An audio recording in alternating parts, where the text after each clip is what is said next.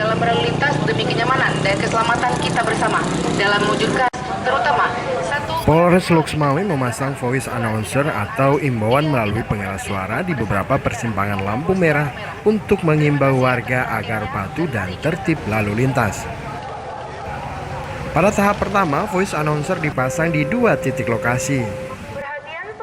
Selain menggunakan bahasa Indonesia, teguran melalui pengeras suara ini juga menggunakan bahasa Aceh. Kapolres Loksmawe AKBP Henki Ismanto menyebutkan pemasangan voice announcer sebagai salah satu upaya menekan angka kecelakaan lalu lintas yang merupakan salah satu angka kematian tertinggi di dunia.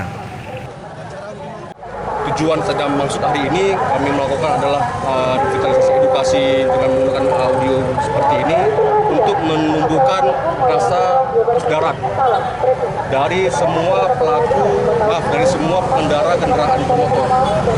Karena di dunia itu tingkat angka kematian tertinggi di dunia adalah kecelakaan lalu lintas. Voice announcer ini akan mengimbau seluruh pengguna kendaraan agar tertib, disiplin di jalan raya, serta mematuhi rambu-rambu dan marka jalan.